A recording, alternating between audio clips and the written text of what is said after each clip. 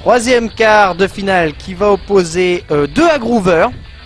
Morikawa d'un côté qui va jouer Hibiki, Dictateur et Blanca. Classique, hein, vous me direz, face à Tokido.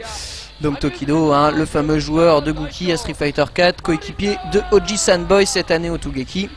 Qui sont d'ailleurs tous les deux fait sortir vers les huitièmes de finale, je crois, face à un Clo, à la personne de Makoto, le meilleur Clo du Japon, à qui je passe le bonjour d'ailleurs, parce que pour être aussi bon avec Clo à Street Fighter 4, il faut déjà avoir l'amour du perso, c'est le moins qu'on puisse dire. Voilà Tokido, qui vient de Tokyo, et qui tient dans ses mains, je sais pas ce qu'il tient dans ses mains, ça a l'air d'être un espèce de MOOC.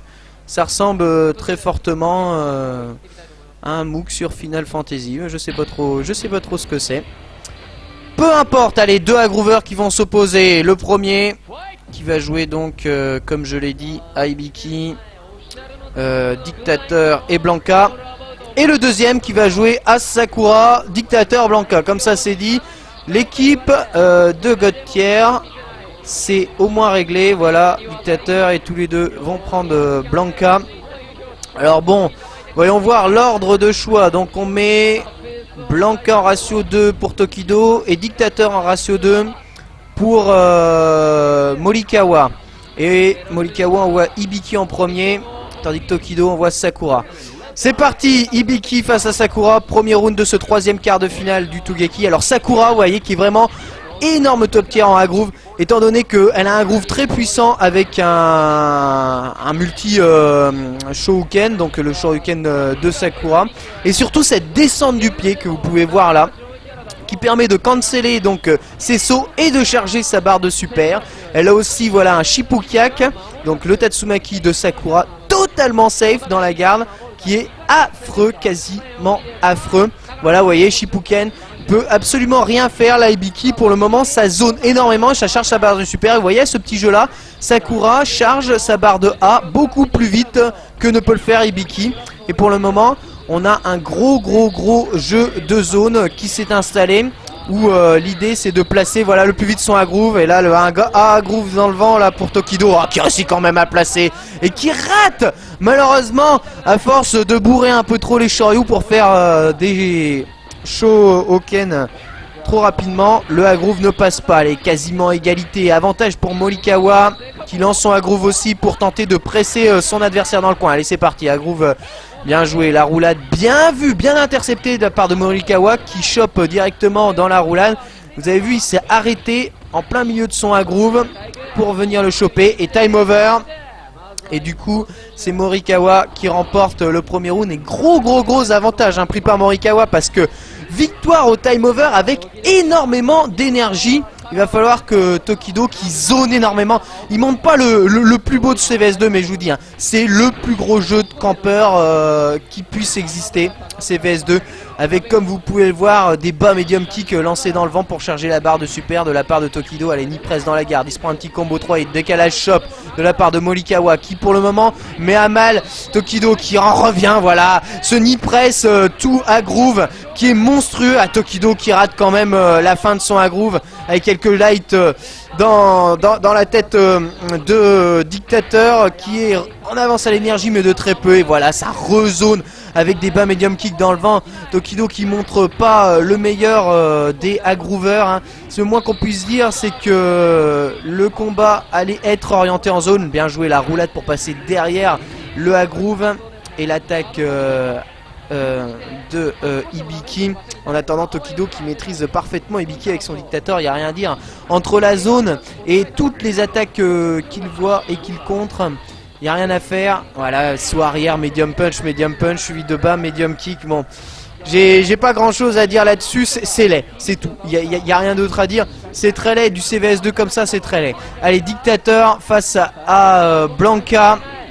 Les deux en Aggroove avec knee press, bien joué. La feinte, le knee press qui passe dans la garde. Blanca qui croit qu'il peut contrer, mais non. Le Aggroove lancé. Et encore un Aggroove raté de la part de Tokido. Je sais pas à quoi est-ce qu'il s'amuse. Ces dragons font l'infini dans le coin là, Tokido. Je sais pas à quoi, vraiment à quoi il s'amuse. avec ses agrouves, mais ça fait souvent qu'il en rate. En attendant, c'est quand même 50% de barre de la part de Blanca qui vient de passer. Un Psycho Crusher qui touche, bas medium kick, le Psycho Crusher, voilà, puni par un bas gros point quand même de la part de Blanca, hein, qui a de bonnes réponses hein, face à Dictateur, et cette électricité qui touche beaucoup dans la garde de la part de Blanca. Voilà, un petit saut vertical anti-air, et on n'en parle plus. Blanca qui sort le Dictateur, voilà. Donc il reste plus que le dernier ratio 2 pour Tokido, le Blanca ratio 2. Allez, toujours hein, ces phases de chargement de super, la roulade pour s'enfuir. Tokido qui a vraiment un gros jeu de zone. C'est Morikawa qui passe son temps à l'attaquer. C'est terrible hein, de voir ce genre de truc. Allez, il est fou, il va peut-être tenter une attaque maintenant. La glissade du singe dans la garde. Les deux adversaires qui se regardent. Morikawa qui reste plus beaucoup d'énergie quand même. Est-ce que Tokido va choisir de l'attaquer avec le A-Groove? Et sachant qu'il aurait plus de A-Groove pour le prochain round, non, c'est Morikawa qui lance son A-Groove. Voilà, la chop, dash spécial. Et il se fait contrer par une électricité. Encore électricité de la part de Morikawa qui repousse Tokido. Voilà, et une rolling à la fin de l'électricité de Morikawa qui permet à Tokido de remporter ce round. N'a pas l'air au mieux de sa forme, Morikawa. Allez, c'est parti. Le match décisif et le A-Groove lancé par Tokido. Tout passe dans la garde. Aucun souci pour Morikawa. Ah, il a quand même fait une petite feinte avec la chop. La rolling qui passe dans le dos de Dictateur à la relevée. Ça n'a, cela dit, pas fait mouche. En attendant, Tokido qui est en train de revenir, et on sent que Morikawa trouve pas spécialement les solutions. Voilà, du zoning à coup de bas medium kick. C'est pas vraiment ça la réponse. Il faut tenter une attaque. La rolling bien arrêtée.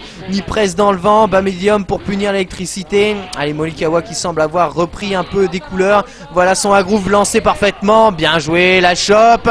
Une petite feinte de rolling. Encore une nouvelle fois la chop. Allez, Morikawa qui peut battre Tokido. Allez, le A-Groove. Allez, c'est lancé trop évident. Si c'est pour juste feinter une chop, ça va pas faire mal à Tokido. Mais une deuxième chop feintée dans le A-Groove. Le Shoryu. Attention à ça. Glissade du singe qui passe dans la garde. Encore un A-Groove dans la garde. Chop de la part de Tokido. C'est incroyable. Ils se répondent les mêmes phases l'un et l'autre. On va voir comment ça va se terminer. Il reste 25 secondes au compteur. Bien joué cette chop de la part de Tokido. Et la rolling qui passe dans le dos pour gratter un peu à l'électricité, à la relevée, le cross-up et le grattage encore à l'électricité, ça va être très chaud. Bas gros pied, victoire de Tokido. Match très long qui se joue essentiellement sur le zoning et les coups de camp, et qui permet à Tokido de remporter le match. On l'a pas senti spécialement à l'aise quand même, Tokido, dans ce match où deux A-Groovers se sont affrontés. On va voir ce qu'il fera au prochain tour. Ça semble pas évident pour lui quand même.